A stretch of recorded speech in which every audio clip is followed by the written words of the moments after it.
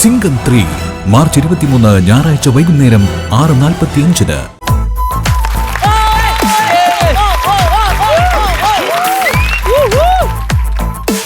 Hello hello, പൗലോസ് ഉണ്ടോ? പൗലോസ് ഉണ്ട്? നിങ്ങളുടെ ഭർത്താവ് പൗലോസ് ഉണ്ടോന്ന്? അയാൾ ഉണ്ടോ ഉറങ്ങിയോന്നൊക്കെ എനിക്ക് എങ്ങനെ അറിയാം? അല്ല, അയാളിപ്പോ എവിടെയാണ്? 25,000 രൂപയും കൊടുത്ത ഒരു പേഴ്സണൽ ട്രെയിനറെ വെച്ച് ആ. ഒരു ഗുണവുമില്ല. ദേണ്ട കുളിച്ചോണ്ട് ഇവിടെ കിടക്കുന്നു. അല്ല, ആ ചകിരി തലേന എന്റെ കയ്യിൽ കിട്ടും. ട്രെയിനിങ് പൊളിഞ്ഞായിരുന്നു. ഞാനാണ് ട്രെയിനർ എന്ന് അറിയണ്ട. ഹലോ ഹലോ, ഹലോ, നിങ്ങളാരാ? ഞാൻ കൊഞ്ഞനം കുത്തുന്ന പേരോ? Wrong number. ഇങ്ങനൊരു വാക്ക് കണ്ടുപിടിച്ചില്ലായിരുന്നു ആകെപ്പാട് വിട്ടേനെ. 10:03 sharp time. Who is Mr. Ambilikuttan?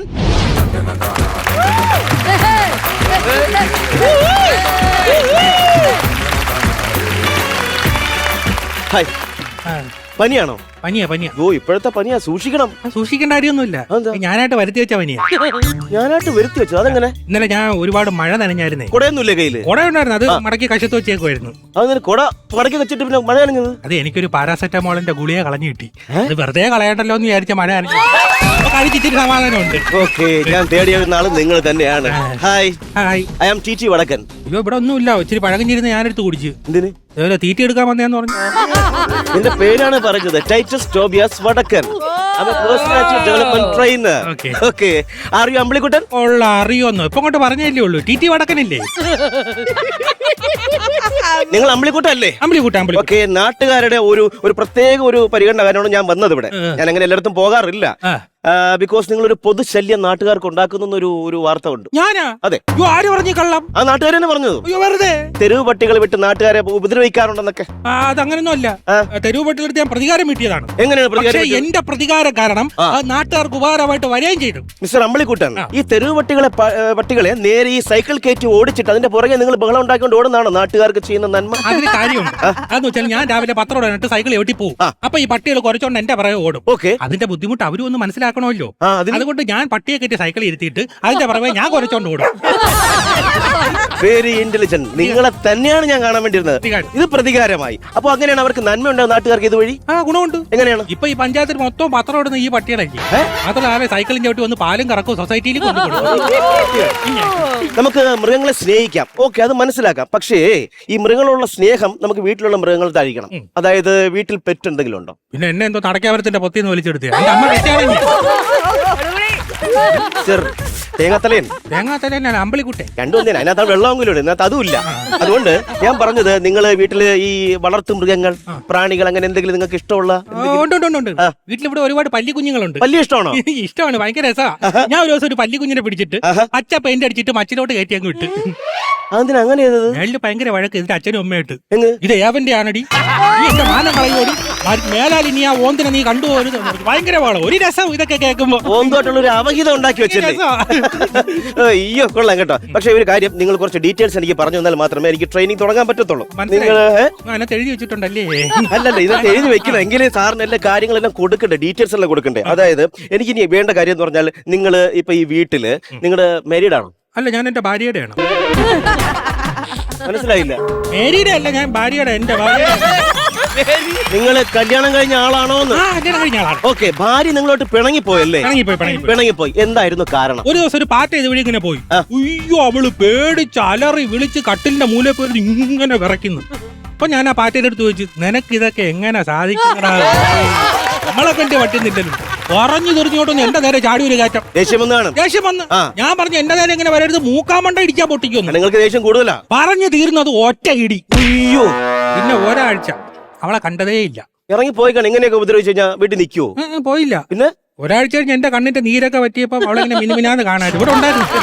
നിങ്ങൾക്കാണ് കിട്ടിയത്? എനിക്കാ കിട്ടിയത്. പക്ഷെ ഒരു കാര്യം ഞാൻ മനസ്സിലാക്കും, നിങ്ങളുടെ മുഖത്ത് എഴുതി വെച്ചിട്ടുണ്ട്. അതായത് ഇപ്പൊ ഭാര്യയായിട്ട് പിണക്കത്തിലാണെങ്കിലും ഭാര്യയായിട്ട് ഭയങ്കര സ്നേഹമാണ് നിങ്ങൾക്ക് ഉള്ളില്. നിങ്ങളുടെ ഭാര്യയുടെ പേര് സുമ എന്നല്ലേ? അത് പച്ചോത്തി വെച്ചേക്കുന്നത്? അയ്യോ, സുമ എന്റെ അളിയന്റെ ഭാര്യയാണ്. നിങ്ങൾ എന്തിനു മുഖത്ത് പച്ചോത്തി വെച്ചേക്കുന്നത്? അത് പച്ചോത്തിയല്ല, അളിയൻ കല്യാണം മുതലോട്ട് ഇടിച്ചു. ഇപ്പോ ഞാൻ മനസ്സിലാക്കിയിടത്തോളം ഇവിടെ ഈ വീട്ടിൽ ഒരു നെഗറ്റീവ് എനർജി ഉണ്ട്. ആ നെഗറ്റീവ് എനർജി കാരണമാണ് നിങ്ങൾ ചെയ്യുന്നത്. എനിക്ക് നെഗറ്റീവ് എനർജി കണ്ടുപിടിക്കാൻ പ്രത്യേക കഴിവുണ്ട്. നിങ്ങൾ സൈക്കാട്രിസ്റ്റ് ആണോ? അങ്ങനെ ഒരു ത്രെഡ് ഇട്ടാണ്, പക്ഷെ അതിനകത്ത് കൗണ്ടർ ഇല്ലാത്തതുകൊണ്ട് എല്ലാം കൂടി അതിനകത്ത് കയറ്റി.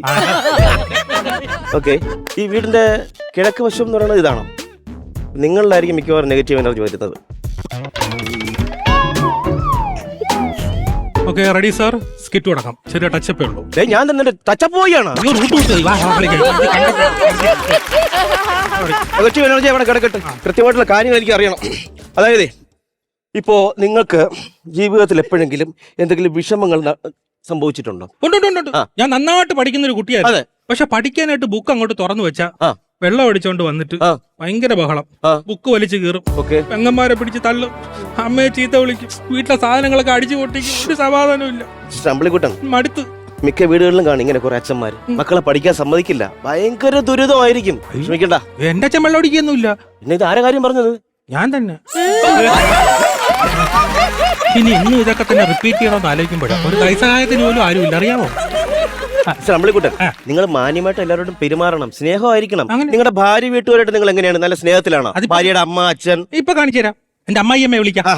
സ്നേഹത്തോടെ സംസാരിക്കണം കേട്ടോ. കേട്ടോണേ. ഓക്കെ. ഹലോ ഹലോ, എന്താണ് അമ്പിളിക്കുട്ടാ? അവളവിടെ ഉണ്ടാ? അവളെ പറ്റി നിന്നോട് അന്വേഷിക്കരുത് ഞാൻ 100 വട്ടം പറഞ്ഞിട്ടുണ്ട്. അവളെ എന്തൊക്കെ വന്നാലും നിന്റെ കൂടെ വിടത്തില്ല. അതെനിക്കറിയാം. പിന്നെ എന്തിനാണ് ഇങ്ങോട്ട് വിളിച്ചത്? നിങ്ങളെ നശിച്ച നാക്കിന്നത് വീണ്ടും വീണ്ടും കേൾക്കുമ്പോ ഒരു സുഖം. നായിലാണ് നിർത്തിയത്. നത്തിന്റെ മോൻ നാണം കേട്ടോ. ആ പോട്ടെ, നമ്മളെന്തിനാ കവറിഞ്ഞിട്ട് നാറാൻ നിൽക്കുന്നത്?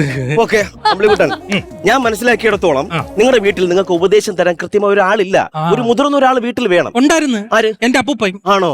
അപ്പൂപ്പൻ ആളെങ്ങനാ? അപ്പൂപ്പൻ ഞാനെന്ന് വെച്ചാൽ ജീവനായിരുന്നു. ആണല്ലേ? അപ്പൂനോ? അപ്പൂപ്പന്റെ ജീവൻ പോയല്ലോ. അതെങ്ങനെ? അപ്പൂപ്പന് ഭയങ്കര ഈ ആള് മറ്റേ ഇതുണ്ടല്ലേ, മറ്റേ ഈ അഗസ്തി കൂടം, അത് കണക്കിരിക്കും. എന്ന് വെച്ചാ ലാബിലൊക്കെ കാണൂല എല്ല് ഇങ്ങനെ വെച്ചിട്ട് അസ്ഥി കൂടം. അത് കണക്കിരിക്കും. അപ്പൊ പുള്ളിക്ക് ഭയങ്കര ആഗ്രഹമായിരുന്നു. 90 വയസ്സുണ്ടേ ഈ അമ്മുമ്മേരെ ഈ പേര് ഇവിടെ ഒന്ന് ടാറ്റു കുത്തണം. ആയ മനുഷ്യനല്ലേ, നമ്മളല്ലേ ആഗ്രഹം സാധിച്ചു കൊടുക്കണം. ഞാൻ നേരെ ടാറ്റു സെന്ററിൽ കൊണ്ടുപോയി ടാറ്റു അടിക്കുന്ന മെഷീൻ ഓൺ ചെയ്ത് ഇങ്ങനെ വരച്ചോണ്ടിരിക്കുക. അപ്പൊ അപ്പൂപ്പന്റെ എല്ലും ടാറ്റു അടിക്കുന്ന മെഷീനും തമ്മിൽ ഒരഞ്ഞിട്ട് തീ പിടിച്ച് ആദ്യം അപ്പൂപ്പ കത്തി, പിന്നെ ടാറ്റു സെന്റർ കത്തി, ടാറ്റു അടിക്കുന്നവൻ നിന്ന് കത്തി.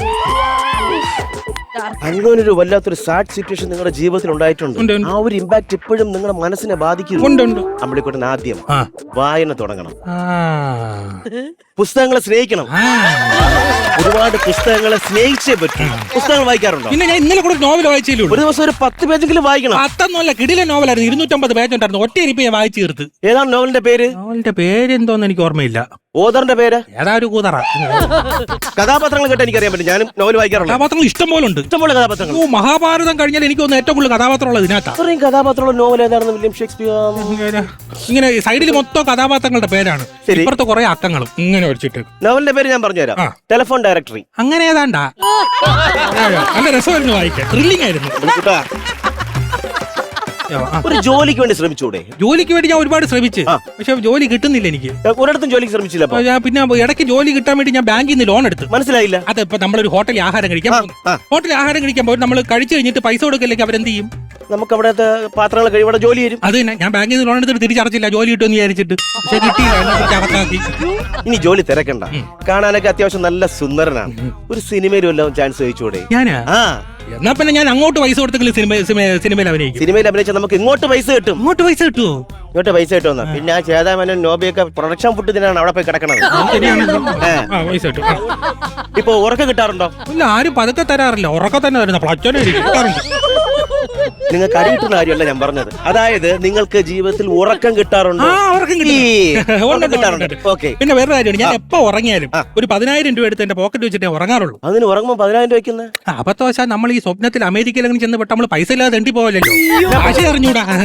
ഇംഗ്ലീഷ് ഭാഷാ സഹായം കൂടെ വാങ്ങിച്ചു വെച്ചോ. വെക്കാം നാളെ. ഭാഷ അറിയണ്ടേ?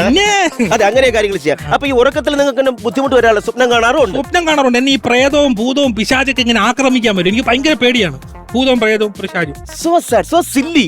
നിങ്ങളിപ്പോ ഏത് യുഗത്തിലാണ് താമസിക്കുന്നത്? ഈ യുഗത്തില് എന്ത് ഭൂതം പ്രേതം? അതൊക്കെ ഒരു അന്ധവിശ്വാസം മാത്രമാണ്. അങ്ങനെ ഒരു സംഭവം ഇല്ല. അന്ധവിശ്വാസം മാത്രമാണ് തികച്ചും. സെക്കൻഡ് അന്ധവിശ്വാസം. അമ്മ ഹലോ അമ്മ, പറയാമ്മ. ഇല്ല അമ്മ, ട്രെയിനിങ്ങിന് നിക്കണമുള്ളമ്മ. 7 മണിക്ക് മുന്നേ വീട്ടിൽ വരും അമ്മ. വരും അമ്മ. പിന്നെ അഥവാ 9 മണി അങ്ങനെ ആയപ്പോയാലേ അമ്മ ഇറക്കത്തിന്റെ അവിടെ ചിമ്മിനി വിളക്കുമായിട്ട് നിൽക്കുവോ അമ്മ? ഇല്ലമ്മ, പള്ളിപ്പറമ്പ് വഴി വരൂല. എനിക്കറിയാം അവിടെ പാക്കാന്തം ഉണ്ടെന്ന്. ശരിയമ്മ, പെട്ടെന്ന് വരാം അമ്മ. അമ്മ ഭാവിച്ചിക്ക് അമ്മ. ശരി അമ്മ. മിസ്റ്റർ അമ്പളിക്കുട്ടൻ, ഞാനിത് പറഞ്ഞു വന്നത്, അതായത് ഈ അന്ധവിശ്വാസം നമ്മളത് തീർത്തും അത് കളയണം. ഈ കാലഘട്ടത്തിൽ അന്ധവിശ്വാസം ഇല്ല. കണ്ടാ പല്ലി അലച്ചു. ഇല്ല പല്ലിയാണ് ഞാൻ പച്ച അടിച്ചോട്ടെ തന്തയില്ലാത്തവനേടാ. എന്താ മിസ്റ്റർ അമ്പളിക്കുട്ടൻ, നിങ്ങളുടെ ജീവിതത്തിൽ ഭാര്യ കാരണം ഒരുപാട് പ്രശ്നങ്ങൾ ഉണ്ടായി എന്ന് പറഞ്ഞു. അപ്പൊ ഭാര്യ കാരണം നിങ്ങൾക്കുണ്ടായ ആ ശല്യം, ആ ഉപദ്രവം, ഡിസ്റ്റർബൻസ് എന്താണ്? ഞാൻ വെറുതെ ഉറങ്ങി കിടക്കുമ്പോ ഭാര്യ വരുന്നു, എന്നെ കെട്ടിപ്പിടിക്കുന്നു, ഉമ്മ വയ്ക്കുന്നു, ഐ ലവ് യു എന്ന് പറയുന്നു. ഇതൊക്കെ എനിക്ക് ബുദ്ധിമുട്ടാണ്. ഇത് ഡെയിലി ഉണ്ടോ? എന്നും ഉണ്ട്. വേറെ തോന്നരുത്. തൽക്കാലത്തേക്ക് ഞാൻ ഇപ്രാവശ്യം അമ്പളിക്കുട്ടൻ കളിക്കട്ടെ.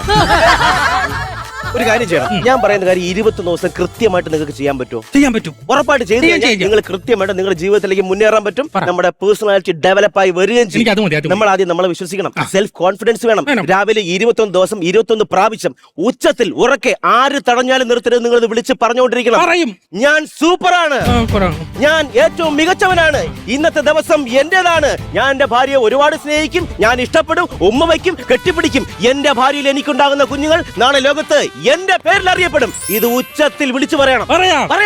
ആര് തടഞ്ഞാലും നിർത്തരുത്. എന്റെ ട്രെയിനർ സൂപ്പറാണ്, അതൊക്കെ പിന്നെ പറയാം. എന്റെ ട്രെയിനർ കഴിവുള്ളവനാണ്, എന്റെ ട്രെയിനർ എന്റെ ഭാര്യയെ കെട്ടിപ്പിടിക്കും,